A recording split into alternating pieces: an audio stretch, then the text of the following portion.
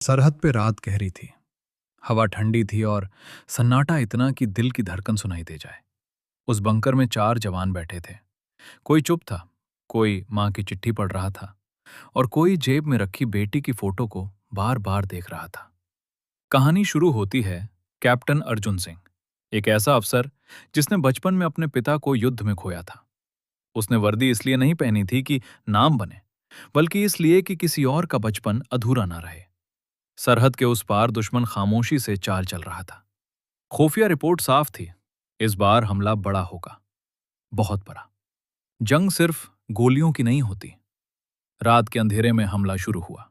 गोले गिरे, जमीन कांपी, आसमान आग बन गया। लेकिन सबसे ज्यादा जो हिल रहा था वो था जवानों का दिल। सिपाही अमन, जो कुछ महीने पहले ही शादी करके आया था, कंपते हाथों से बोला, सर, अगर मैं वापस ना आया तो मेरी पत्नी को कहना मैं डर के मारे नहीं, देश के लिए मुस्कुराते हुए गया था। कैप्टन अर्जुन ने कुछ नहीं कहा, बस अमन के कंधे पर हाथ रखा, क्योंकि उस वक्त शब्द कमजोर पड़ जाते हैं। दुश्मन की एक टुकड़ी चुपके से पोस्ट के पीछे घुस आई।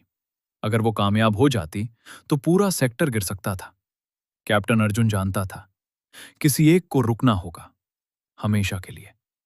उसने रेडियो पर आखिरी संदेश भेजा, अगर आज मैं ना रहूं तो ये मत कहना कि मैं शहीद हुआ, कहना मैं अपना फर्ज निभाकर लौटा हूं। एक जोरदार धमाका और सरहद बच गई। अगली सुबह सूरज निकला, तिरंगा हवा में लहरा रहा था। पोस्ट सुरक्षित थी, लेकिन बंकर में एक कुर्सी खाली थी।